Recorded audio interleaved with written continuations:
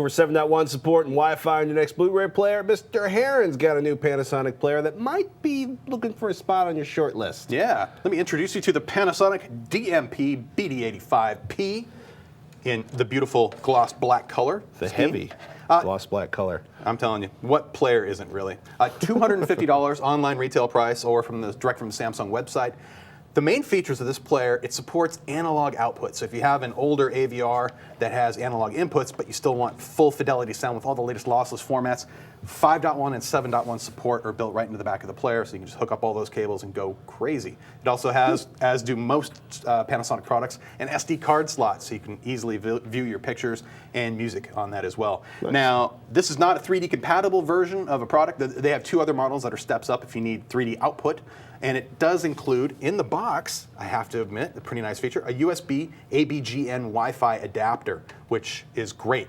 I looked up the price separately for just the adapter. They went about $80 to $100 for that online. Wow. So it's nice that it actually comes in the box for the $250 price tag. Online features. This supports VieraCast. That's Panasonic's word for their internet-enabled features that include Picasa, Netflix, Amazon, stuff you see up behind me on the screen.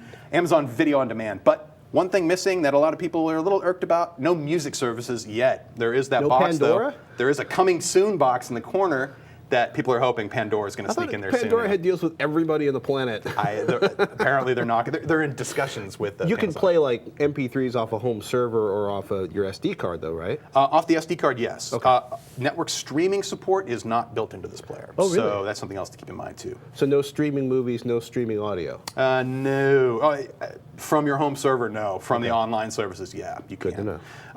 We were talking about 24p output, I think a couple weeks ago. This supports 24p output with DVDs. So you can actually go in while the DVD is playing, go into its video setup menu and say, you know what, you're doing an up conversion to 1080p for, say, this particular TV. Quit it. But say you want that up conversion, but say you wanted to say the movie on a DVD disc was originally captured at 24 frames per second, so why not output it from the DVD player at 24 frames per second, which a lot of players don't do. I don't understand that. Panasonic does, but they continue to hide this feature in a menu that's very inaccessible, and it resets itself every time you eject the disc. So I'm putting that almost in the useless category, but it's there, and I do like it.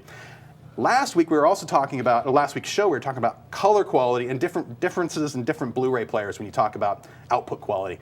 Excellent color decoding. I ran every benchmark I had through this player and they came up spotless. And in terms of picture controls, it was great because I felt the default settings weren't giving you the full picture, but it had presets like cinema and custom modes that allowed you to get full detail range out of all your movies and discs.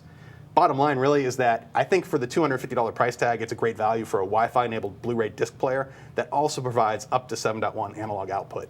Those two features alone could really cover a lot of bases for a lot of people. And it does have an Ethernet jack too. Always. And because of those two features and the Wi-Fi enabled, it'll automatically do your firmware updates for you. There's a feature in there, nice. It's set by default to automatically check. Of course, I had to just go in there and manually hammer on it to see if there was an update. This one was already updated when I got it. But that kind of usability, I think, just goes further to making it easier for people to use a product like that. Why do you think they don't support streaming video? I mean, don't most of the upper-end Sony and Samsung and LG Blu-ray players do that? I don't know why they don't. I'd be curious to see if the new 3D players are offering that feature. I have to go and check on that. It wouldn't take a lot for them to add that feature in. Right. It's just a matter of getting the right code and getting it to the player and making sure it's not going to break anything else. So it's not like that. Ooh. Fancy. And I will say Netflix support, it was great. I tried a few shows last night up to HD quality, nice. Netflix HD quality. So that worked great. Picasa support, like I mentioned, in YouTube. And I don't use video on demand from Amazon much, but that's there too. So cool. Overall, that bottom line, again, it's really thumbs up, just strictly for including Wi-Fi at $250 and the analog output for the people who might not have the latest and greatest AV hardware, or they want to keep what they have but support analog audio output. So the top customers for this is people who desperately want wireless on their Blu-ray player. Included. And people who already have a 7.1 amplifier but maybe don't have a receiver or a decoding for that. Totally. And excellent overall picture quality in terms of color detail and picture detail. So if you're going to blow this picture up to 55-inch screens and beyond, I'd put it on my short list.